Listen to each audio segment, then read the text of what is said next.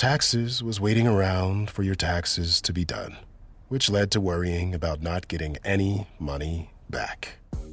Now Taxes is matching with a TurboTax expert who can do your taxes in a day to get you up to $4,000 fast with a refund advance loan.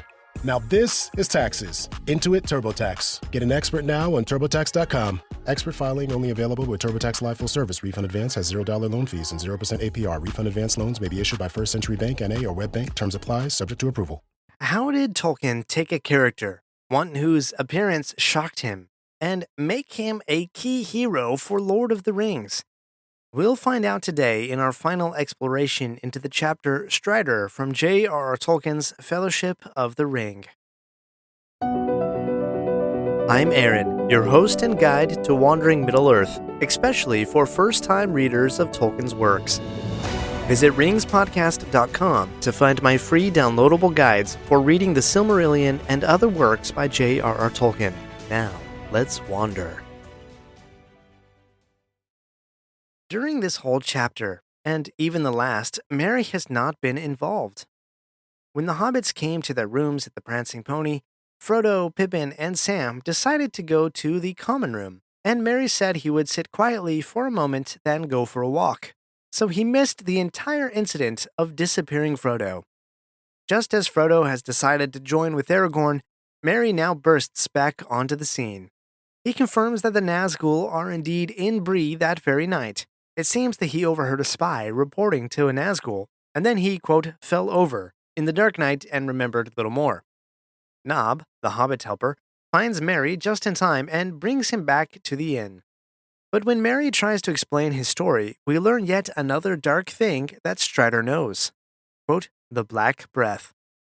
The Black Breath doesn't really make an appearance in Peter Jackson's films, and we really won't see it again for several more chapters in the book. As a look ahead, Aragorn will diagnose Faramir's sickness as the Black Breath, also called the Black Shadow.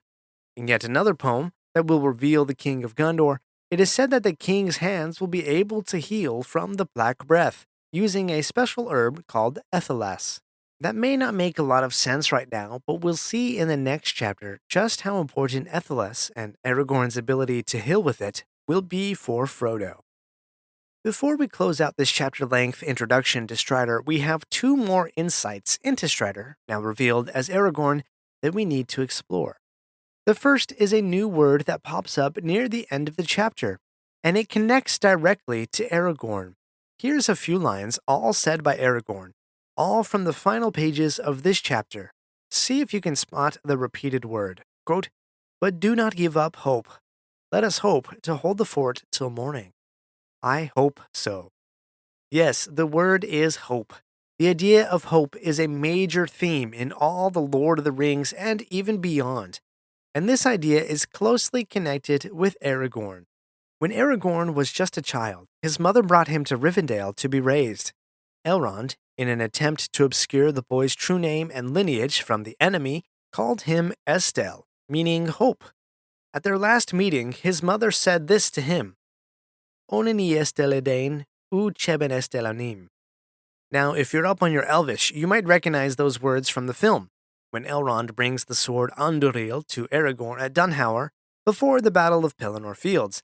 But if you remember the English translated subtitles, this translation will sound more familiar to you. Quote, I give hope to the Dunedain. I have kept no hope for myself. These words were not actually said from Elrond to Aragorn. They are actually the last words that Aragorn heard his mother speak to him.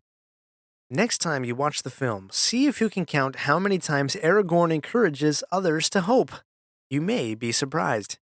Now, these three lines I mentioned earlier are all in context of this chapter. Aragorn is encouraging the hobbits that Gandalf has great power, and their quest will be his greatest task.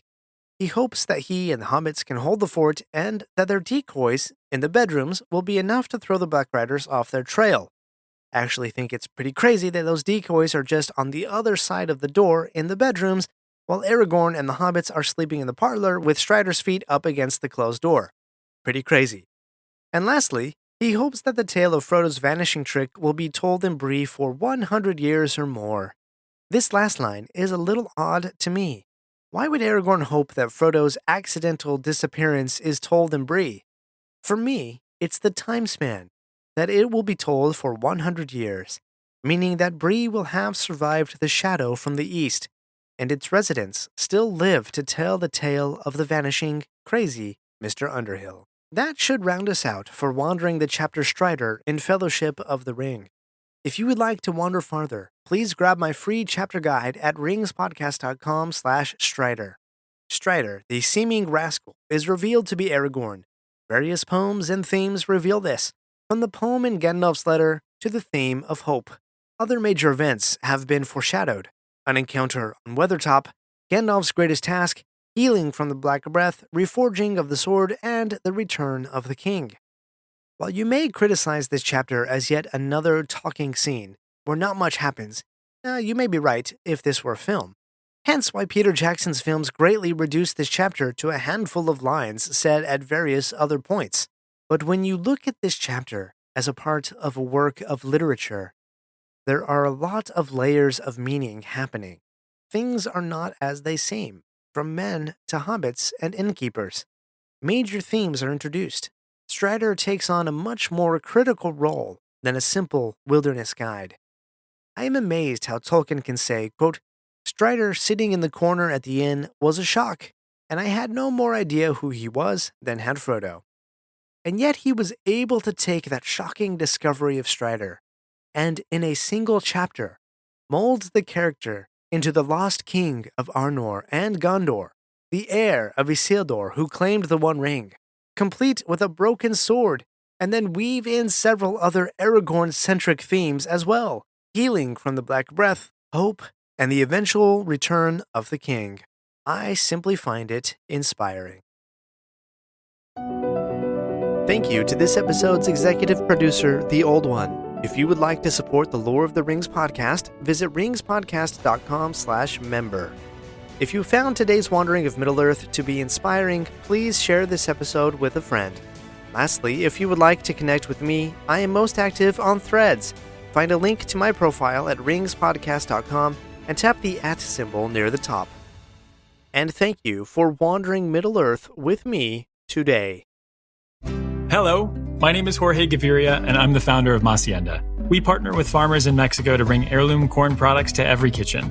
With my Spark Cash Plus card from Capital One, I earn unlimited 2% cash back on every purchase. And it has no preset spending limit, which means my purchasing power adapts to my business needs. My Spark card helps me fulfill my mission of bringing masa to the masses. Capital One, what's in your wallet? Terms and conditions apply. Find out more at CapitalOne.com/SparkCashPlus.